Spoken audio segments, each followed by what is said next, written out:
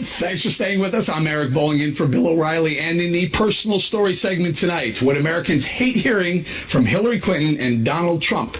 Pollster Frank Luntz did some exclusive research for The Factor, working with 24 registered voters in Philadelphia to find out what Clinton and Trump's statements during the campaign upset them most. First up, Hillary Clinton. You know, in 76, Jimmy Carter famously said, "I will not lie to you." Mm-hmm. Well, I have to tell you, I have tried in every way I know how, literally from my years as a young lawyer all the way through my time as Secretary of State, to level with the American people. When you talk about leveling with the American people, have you always told the truth? I've always tried to. Always. Always. Some people are going to call that wiggle room that you just gave yourself. Well, no, always tried to. No, Jimmy Carter said, "I will never lie to you." You know, you're asking me to say, have I ever? I don't believe I ever have. I don't believe I ever have. I don't believe I ever will. All right, joining us now in studio with more, Frank Luntz. Wow, falling off the edge of that chart there. We have done hours and hours, probably now about 30 hours worth of speeches of the candidates and another 500 ads, and that is the worst response we have ever tested. And it's simple. You either tell the truth or you don't. You don't try to. It's not your intent to. You do or you don't. And the question that Scott Pelley asked her, at least Jimmy Carter said, "I will never lie to you." So they look at that and say, you know what? She's not authentic. She's not honest. And that's why 2/3 of Americans don't believe she has the integrity to be president of the United States. All right, let's take a listen to another Hillary Clinton, see how she did it with the dials on this one. I remember landing under sniper fire. There was supposed to be some kind of a greeting ceremony at the airport, but instead we just ran with our heads down to get into the vehicles to get to our base.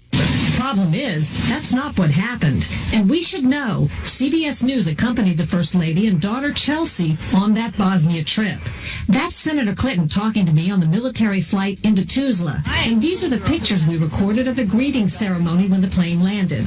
Compare that to Senator Clinton's account. I remember landing under sniper fire. There was no greeting ceremony, and we basically were told to run to our cars. Now that is what happened.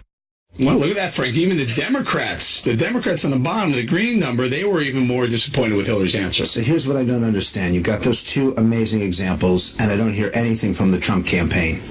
Why aren't they talking about it? Why aren't they showing it? Why aren't they part of the ads? Why aren't they part of the town halls? Why aren't they part of anything? Over the last 48 hours, Hillary Clinton has been under a systemic attack for her integrity that is actually working. And what is Donald Trump doing? He's insulting her and calling her a bigot in Mississippi, of all places. A state that if he can't win, then he's going to lose in the biggest landslide ever. I don't understand that campaign. Well, this whole bigot thing seemed to really resonate, because now she's hitting back Donald Trump. And you know why she doesn't want that to stick. Do you know why she wants that? Because it will never stick. They've now changed the issue. For 48 hours, it was her emails and improper behavior of the Clinton Global Initiative. And now suddenly the issue has changed, and she's loving every minute of it. I know that your viewers, I know what they care about this campaign, and I know what they want to have happen. Well, I'm sorry, but unless Donald Trump gets his act together, and unless that campaign starts to focus on what voters really care about, which is the integrity of the next president, then they're going to lose. You got one more. Let's do it. Let's see how Trump did. Have you ever been to Arlington Cemetery? Go look at the graves of brave patriots who died defending United States of America. You will see all faiths, genders, and ethnicities. You have sacrificed nothing and no one. How would you answer that, Father? What sacrifice have you made for your country? I think I made a lot of sacrifices. I worked very, very hard. I've created thousands and thousands of jobs, tens of thousands of jobs. I think those are sacrifices? Oh, sure. I think they're sacrifices. I think when I can employ thousands and thousands of people, take care of their education, take care of so many things, even in military. I mean, I was very responsible, along with a group of people, for getting the Vietnam Memorial built in downtown Manhattan, which to this day people thank me for. Well, no surprise the Dems fell off the bottom of the map, too. The Dems. So I learned something from my mom when my father passed away. And she said, as much pain as you feel right now losing your dad, there's nothing worse than a parent having to bury their child. And I don't know what he doesn't understand about that. I'm sorry, but creating jobs in New York City from the Trump Tower is not the same sacrifice, regardless of that couple's religion, regardless of whatever they've said. When you lose your son as an American hero, then you're missing something. And this is what I don't understand. Once again, it is as though he and the campaign are tone deaf. On this very show, we showed that clip of the Khan family speaking. It was the top clip of the Democratic convention.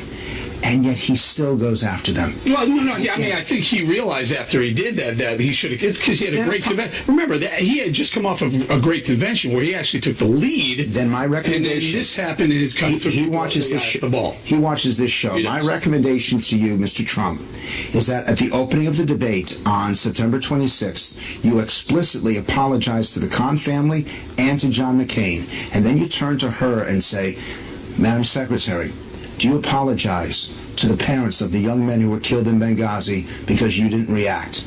Do you apologize to the millions of Americans who you have misled through your foundation? If he does that... Maybe you can work with the campaign as a debate prep. I don't want... Maybe we're going to Trump Tower. My job is to listen to the American people. I got to go. Frank, thank you very much.